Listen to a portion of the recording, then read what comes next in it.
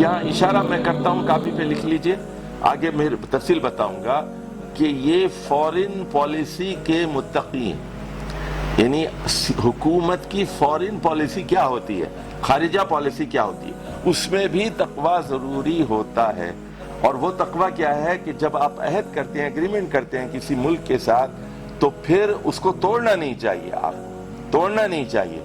اور اگر آپ جو ہے عہد کی پاسداری کرتے ہیں تو آپ متقی ہیں، اور عہد شکنی کرتے ہیں، ایگریمنٹ کو توڑ دیتے ہیں، تو اس کا مطلب یہ ہے کہ آپ متقی نہیں ہیں۔ فَإِمَّا تَثْقَفَنَّهُمْ فِي الْحَرْبِ فَشَرِّدْ بِهِمْ مَنْ خَلْفَهُمْ لَعَلَّهُمْ يَذَّكَّرُونَ۔ بتایا کہ جب آپ حرب میں، لڑائی میں ان لوگوں کو پاؤ تو پھر ان کی ایسی خبر لو کہ ان کی اگلی نسلیں من خلفہم وہ یاد کریں، لعلہم یذکرون، یعنی مطلب یہ ہے کہ ایسی جواں مردی کا ثبوت دو کہ پھر کافر قومیں آپ سے ڈریں، مرعوب ہو جائیں اور آپ کی طرف آنے کا خیال بھی نہ کریں۔ وَإِمَّا تَخَافَنَّ مِن قَوْمِ خِيَانَةً۔ اچھا، اب آپ نے فرض کیجئے ایک ایگریمنٹ کیا ہے، فورن پالیسی ہے، سنیے اب اللہ تعالیٰ فورن پالیسی بتا رہا ہے، یہاں پر خارجہ پالیسی بیان ہو رہی ہے، اور وہ یہ ہے کہ کسی قوم سے عہد شکنی کا آپ کو اندیشہ ہے، ایگریمنٹ کیا ہے لیکن وہ ایگریمنٹ توڑ رہے ہیں، تو فَانبِذْ إِلَيْهِمْ عَلَى سَوَاءٍ، اگر انہوں نے توڑ دیا تو اٹھا کے ان کی طرف پھینک دو، فَانبِذْ إِلَيْهِمْ عَلَى سَوَاءٍ، یعنی ایگریمنٹ اس وقت تک ایگریمنٹ ہوگا جب تک دونوں فریق اس کی پابندی کر رہے ہیں۔ ایک فریق اس کو اٹھا کے پھینک دیتا ہے تو آپ بھی اٹھا کے پھینک دیجئے۔ ان اللہ لا يحب الخائنین، اللہ تعالیٰ بالکل پسند نہیں کرتا ان دغابازوں کو، ان خائنوں کو جو معاہدوں کی خلاف ورزی کرتے ہیں۔ وَلَا يَحْسَبَنَّ الَّذِينَ كَفَرُوا سَبَقُوا، کافر لوگ ہرگز یہ نہ سمجھیں کہ وہ آگے نکل جائیں گے، انہم لا یعجزون، وہ اللہ کو عاجز نہیں کر سکتے۔ اب دیکھیے پھر مسلمانوں کو یہاں ہدایات دی جا رہی، وَأَعِدُّوا لَهُم مَّا اسْتَطَعْتُم مِّن قُوَّةٍ۔ اب دیکھیے، اب میں ذرا مثال بتاتا ہوں، دیکھیے اب پاکستان کی مثال لے لیجیے۔ پاکستان جو ہے اپنے لیڈروں کی وجہ سے، بددیانت قیادت کی وجہ سے بہت برے حالات ہیں، لیکن ہم مقروض بھی ہیں، سود بھی دے رہے ہیں، اور ہمارا اندرونی اور بیرونی قرض کتنا ہے، وہ 200 بلین سے بھی زیادہ ہے۔ تو اب یہ کرونا کی مصیبت اور آ گئی ہے، خزانہ ہمارا خالی ہے، مقروض ہیں، سودی قرض دے رہے ہیں، تو لیکن ہم اپنے دفاع سے غافل نہیں ہو سکتے۔ اپنی استطاعت کے مطابق ہمیں ہتھیار جمع کرنا ہوگا، ہمیں فوج پر پیسہ خرچ کرنا ہوگا۔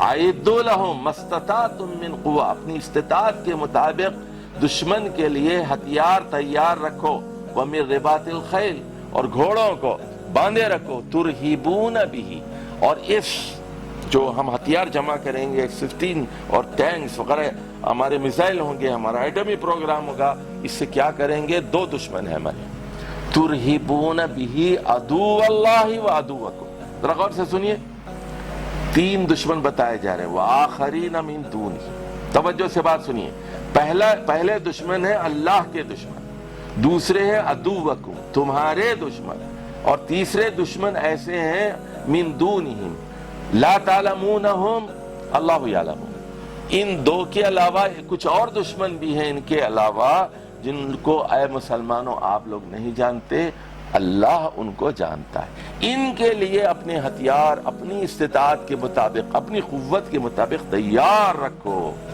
اچھا، اب ہمارے اللہ کے دشمن کون ہیں؟ ظاہر ہے کہ یہودی اللہ کے دشمن ہیں، ہر انبیاء کو قتل کیا، تورات میں تحریف کی، کتابوں میں تحریف کی، غلط فتوے دی، اللہ کے دشمن ہیں۔ اور عدوکم ہے، مسلمانوں کے دشمن کون ہیں؟ ہمارے دشمن 3-4 مرتبہ کس سے ہماری جنگ ہوئی، وہ ہمارے دشمن، ہم اچھی طرح ان کو جانتے ہیں۔ اور اللہ یہ کہہ رہا ہے کہ بعض ایسی قوتیں بھی ہیں جو آپ نہیں جانتے، اللہ جانتا ہے، اس لیے پیشگی طور پر احتیاطی تدابیر اختیار کرتے ہوئے ہمیں ہتھیار جمع کرنا چاہیے۔ اب یہاں مسلمانوں سے کہا جا رہا ہے وَمَا تُنْفِقُوا مِنْ شَيْءٍ فِي سَبِيلِ اللَّهِ يُوَفَّى إِلَيْكُمْ، کہ تم اپنے ملک کے دفاع کو مضبوط کرنے کے لیے اللہ کی راہ میں جو بھی خرچ کرو گے، تاکہ یہ ہتھیار خریدے جائیں اور دشمن کی تیاری ہو تو پورا تم لوگوں کو اجر دیا جائے گا، وانتم لا تظلمون، اور تمہارے ساتھ کوئی ناانصافی نہیں ہوگی۔ تو میں نے بار بار کہا ہے، مزید بتاتا ہوں آپ کو کہ ریاست کے لیے دو چیزیں بڑی ضروری ہیں اسلامی ریاست۔ ایک اس کے پاس مضبوط فوج ہونی چاہیے، اور دوسرے اس کا خزانہ مضبوط ہونا چاہیے۔ یہ دونوں چیزیں، مالی جہاد اور جسمانی جہاد، یہ لازم و ملزوم ہے۔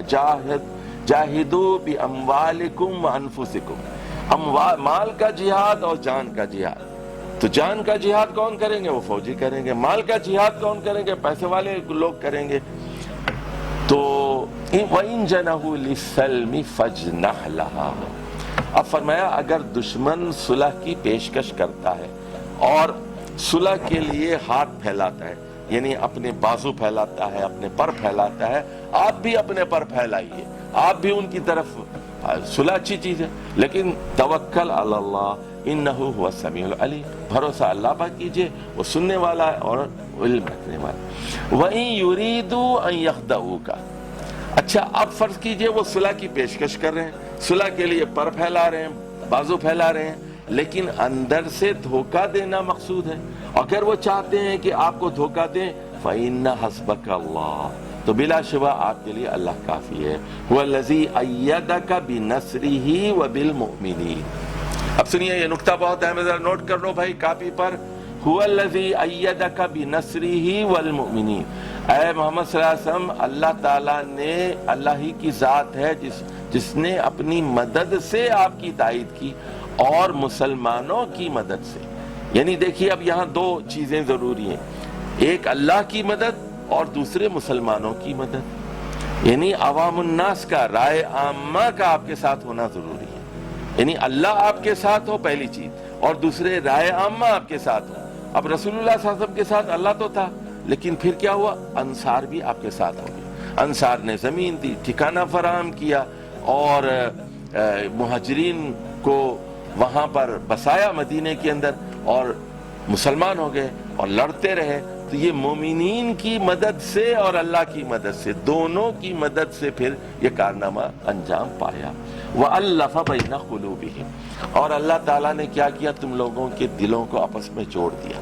اب اللہ کہہ رہا ہے یہ بڑی بات ہے۔ دیکھیے پورے ملک کے اندر ہارمونی کا ہونا ضروری ہے۔ اگر قوم بٹی ہوئی ہو، اگر قوم کا نصاب الگ ہوتا ہے اور تعلیم الگ ہوتی ہے، تو ہر آدمی الگ الگ سوچتا ہے، اسلام کی نگاہ سے نہیں دیکھتا، پھر ملک ٹوٹ جاتے ہیں۔ جب ملک مختلف زاویوں میں سوچنے لگتا ہے، کئی اس کے اندر یکسوئی نہیں ہوتی، کئی فکریں ہوتی ہیں، تو پھر ملک ٹوٹ جاتا ہے۔ اللہ فرما رہا ہے کہ تمہارے دلوں کو جوڑنے کا کام اللہ نے کیا ہے۔ لو انفقت ما فی الارض جمیعا ما الفت بین قلوبہم، اے محمد صلی اللہ علیہ وسلم، اگر زمین کی ساری دولت، زمین میں جو کچھ ہے وہ بھی اگر آپ خرچ کر دیتے تو پیسوں سے آپ ان کے دل جوڑ نہیں سکتے تھے۔ وَلَكِنَّ اللَّهَ أَلَّفَ بَيْنَهُمْ، بلکہ یہ اللہ کا خاص کرم تھا کہ اس نے مہاجرین کو، انصار کو، مسلمانوں کو اور اسلامی ریاست کے باشندوں کو متحد کر دیا۔ انہ عزیز حکیم، بلا شبہ وہ زبردست ہے، حکمت والا ہے۔ یا ایھا النبی حسبک اللہ ومن اتبعک من المؤمنین، اے نبی صلی اللہ علیہ وسلم، آپ کے لیے اللہ کافی ہے اور آپ کے لیے مومنوں میں سے وہ لوگ کافی ہیں جو آپ کی پیروی کریں۔ یعنی پھر وہی بات بتا رہا ہوں میں آپ کو کہ اللہ کی رضامندی ضروری ہے اور مومنین کی رضامندی ضروری ہے۔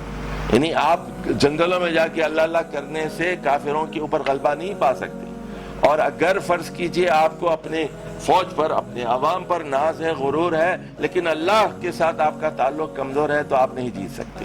تو آپ کے لیے کیا چیز کافی ہے؟ اللہ بھی آپ کے ساتھ ہو اور عوام الناس، رائے عامہ آپ کے ساتھ ہونا ضروری ہے۔